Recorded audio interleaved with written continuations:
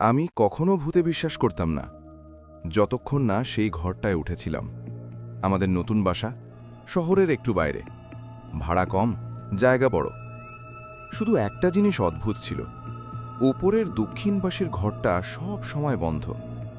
মালিক বলেছিলেন ও ঘরটা ব্যবহার না করলেই ভালো। প্রথম রাত 12টার পর হঠাৎ ঘুম ভেঙে গেল।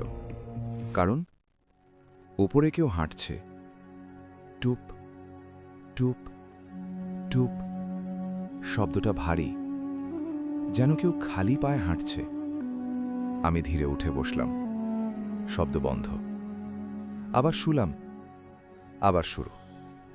এবার স্পষ্ট, কেউ আমার দরজার সামনে এসে থামল। আমি নিঃশ্বাস আটকে রাখলাম।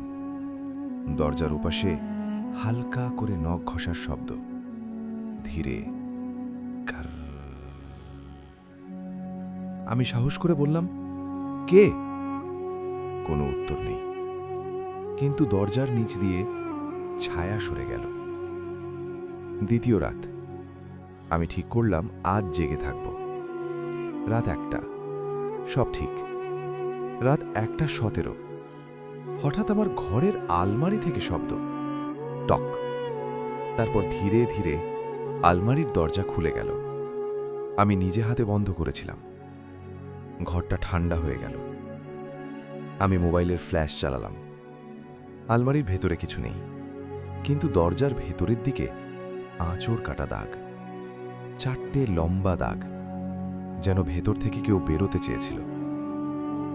তৃতীয় দিন বিকেলে আমি ওপরে উঠলাম।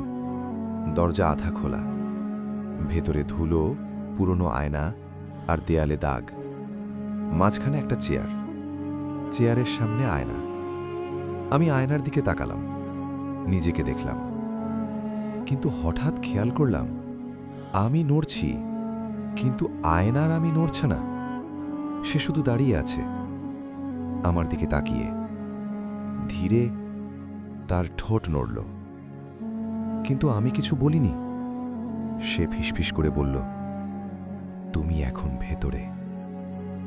আমি হঠাৎ পিছিয়ে এলাম, ঘর থেকে বের হয়ে দরজা বন্ধ করলাম। শেষ রাত।